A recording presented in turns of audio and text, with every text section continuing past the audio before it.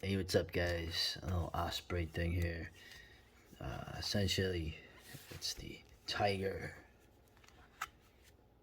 versus everybody. Tiger versus all, including the Tiger. Right? The infamous, the coolest, nastiest, scariest tank that was ever fought in a war. Right? The Tiger, right? Tiger tank. 4 inches of frontal armor, 88. Right? Almost unstoppable. Said to be mechanically unreliable. This is not true, but complex. It needed lots of maintenance and support, and the infamous Tiger, both the Tiger One and Tiger Two. There weren't really a lot of them. One of the common things of all the Allied and Soviet tankers was that they ran into Tigers. They most likely ran into Panzer IVs, which was the backbone of the Panzer units, of course.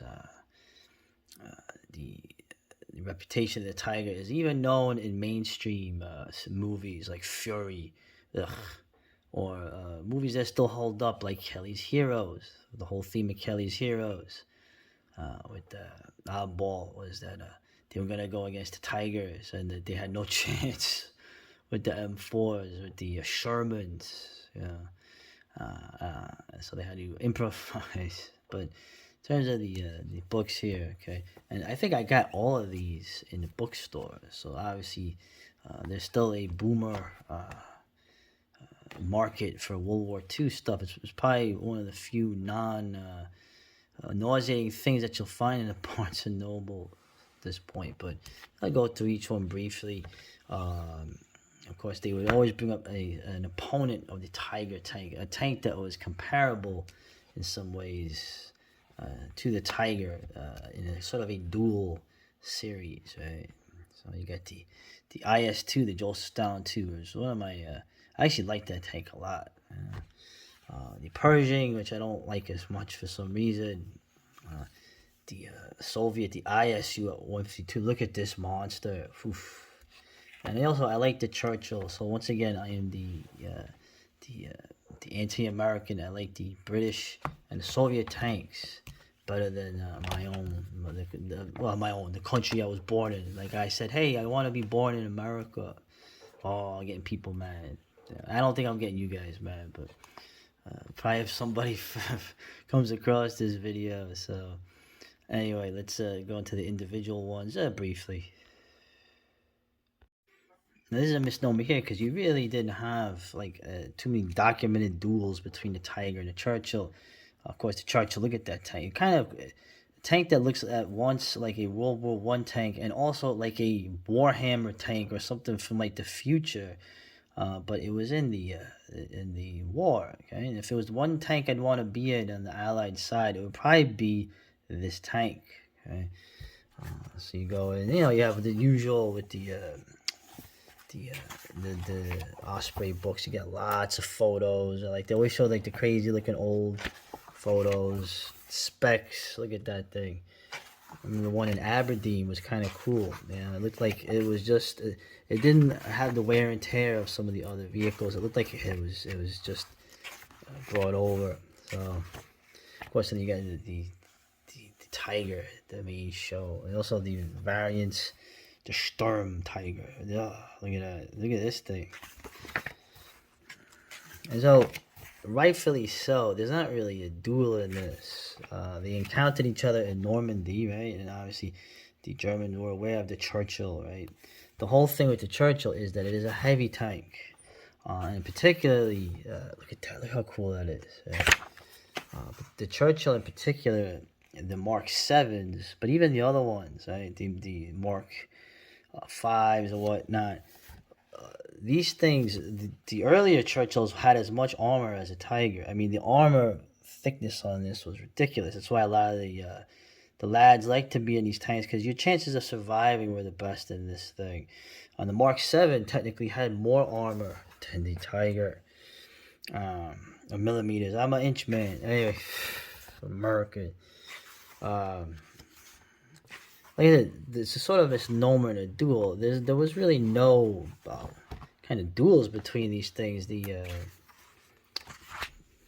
despite the heavy tank thing of the Tiger was a tank to tank killer. I mean, it was the whole show, and this thing was here to pretty much support infantry and attack emplacements. It wasn't meant really for tank to tank battles. If they ran into this, the chances of surviving were a lot better. But the gun they had was not going to really make a mark. But it's brought up because it is probably, other than the jumbo M4, it was probably the only tank that had as much armor as I mean, sometimes the Churchill and sometimes even the jumbos, they had 88 millimeter shells bounce off those things, man. That's no joke. But I'm just trying to find some interesting pictures. Like I said, there's no real duel.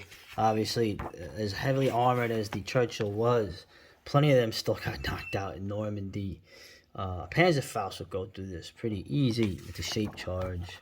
But, obviously the Operation Jupiter, yeah, it wasn't a good day for the British armor. So, but of course, the fighting in Normandy, as savage as it was, the Germans had no chance. And some cool shots here of the underrated recovery tanks, okay, which the Germans were pretty good at recovering the vehicles, towing them. So, but of course, yeah, right. You have Tigers, even when they would get bombed, like, or shot with the naval guns. These things were flipped around like nothing. But look at that thing, man. So, all right, the Pershing, right? This is the American heavy tank, which is really a medium tank, I guess. I don't know, but it was on par with we're almost on par with the Tiger.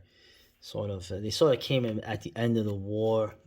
Pretty much in Korea, these things kind of manhandled the T-34-85s they came across, but obviously the Tiger, you show it. But you saw the first American heavy tank, which is funny that they always wanted a heavy tank, but they never really got around to doing it. And there's the cool look at that. That's like that other turret for the King Tiger too. Look how cool that one. That looks like a space tank right there. And of course the Jag Tiger. Right? I wonder if that's the one they used to have at Aberdeen with the scuff marks on it. But obviously the Tiger, we all know it's an icon. Oh, but the Pershing. Let me get in here. And also they had these. Remember these? The Germans had these remote control bomb tanks, demolition vehicles, but they didn't seem to do too good. The Germans had a lot of cool weapons, but some of them were not. Didn't really work out too good. So at least they tried. On this infamous story here, where this guy was shot, right? And even they admit, a formal inquiry, right, was led by Leon Jaworski, right, who would become a decade later, the Watergate trial. So we were a big fan of him. But the inquiry found Rose had been killed in confused circumstances and had not been deliberately executed. Yeah, of course. They didn't care about that. Anyway, so in combat, you get the cool maps and everything. Obviously, they did have a few encounters between Tigers and the Pershings. Okay, Tiger didn't do as well in the West.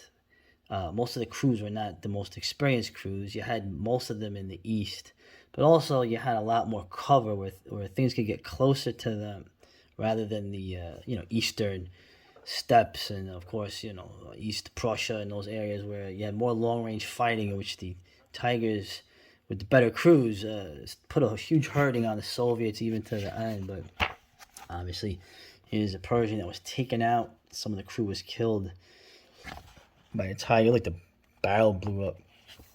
All right. But then this one that did it was knocked out by another Persian. Okay, by these great heroes. Look how cool! Look what a difference. You look at these lads, and then you look at see if you have pictures of them. Probably not. Whitman and his crew. The cool picture. They're all standing out there. The guys are all like probably no longer older than 20. And I like this little thing here where Mashinlinik, he says, he shot. Third strike was a HE. It was intended to kill the escaping crew. Right. Imagine that. Experienced tankers usually fire the armor-piercing ammo with a round or two of high explosive to kill the crew and to set the tank on fire. Our heroes. All right. Good job, guys. We thank the world of today. Thanks you. Yeah. Of course, the infamous one here, in Köln, right? Cologne, the Panther that got taken out by the Pershing. Although this one took out an M4 before that, you see the dude come out with no leg, with his leg sliced off. He died, that guy. But you know, and you had what's cool is you had this Super Pershing. Right, where is it? Let's see. The Super Pershing was, I guess, the Pershing on steroids. Where is he?